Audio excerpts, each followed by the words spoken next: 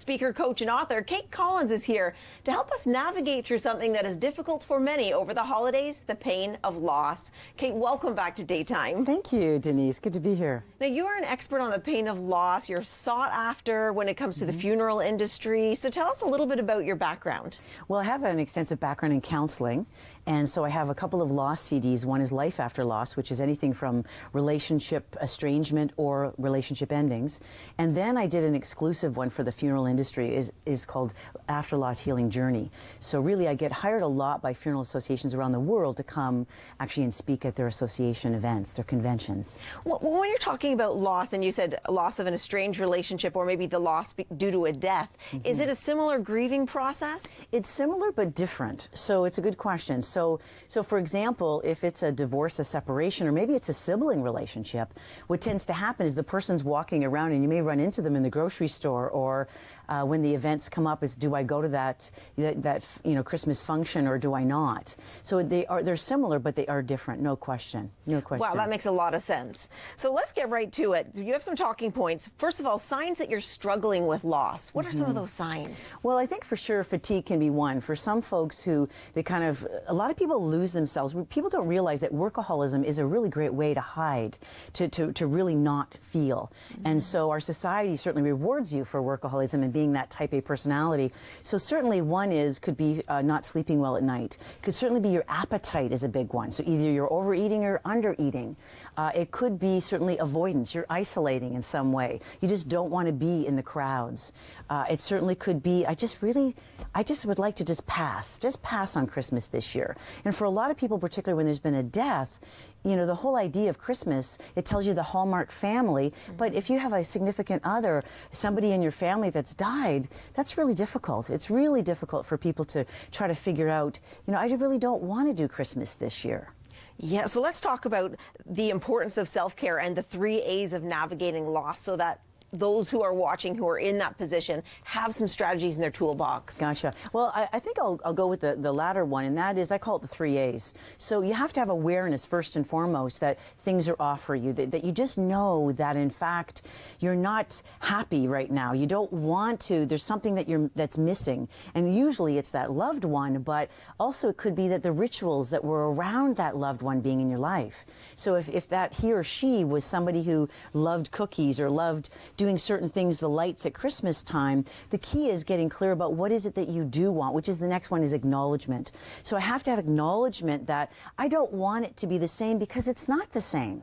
Right? I have to acknowledge that it is different. So then the final one is action. So rather than completely, which some people will go away, which is fine over the holidays, maybe instead say with that loved one, they loved the Christmas cookies. Maybe I can bake the cookies and donate it to a shelter and say, this is in honor of my father. This is in honor of my sister or my child or my wife, whatever that might be. So for example, this is our very first year without my dad. He died in May. And so it might sound silly to some people, but in June, I started saving $5 bills. And so my dad, when I was young, used to save all these coins and these dollar bills when they existed in $2 bills. And he would actually take us to Florida every year with all those coins. So now, of course, things have changed. It's $5 bills. So I've accumulated, I think, $800 since his death, but I feel connected to my dad each time I put that $5 bill in that container. So you have found $800 worth of $5 bills. I know. My husband goes, oh gosh, I just got $5 of change. She's going to come for me. I literally, really pretty much grab for it. So yes. So I think that's the other thing, is that asking ourselves, what do I want over the holidays? We know what we don't want. So what do I want? And it may be, I don't want to go to every single Christmas party. I don't want to go to every single potluck. But what do you want? So for example, if your loved one wore neckties over the holidays, maybe drape your Christmas tree with neckties.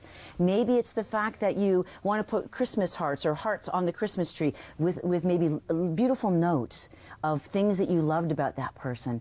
I love the idea of maybe each person sit around, maybe there's a candle, and you just share one story that really you felt that was just something that you'll treasure about that loved one. See, a lot of people don't talk to those people that are grieving because they don't want to bring up the name because it might make them cry.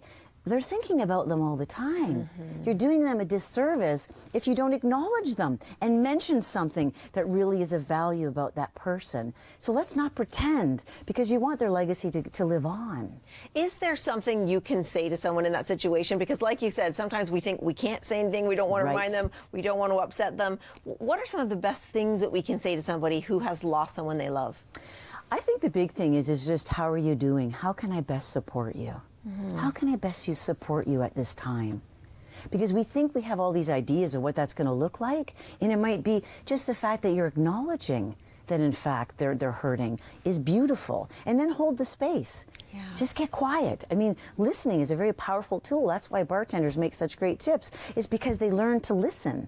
You know, they just listen to you. So I think it's really important just to acknowledge the fact that they are hurting. How can I support you? What's difficult right now for you? What are you finding helpful? What are you finding not helpful right now? And I think it's just, there's an elephant sitting in their life, and that's grief.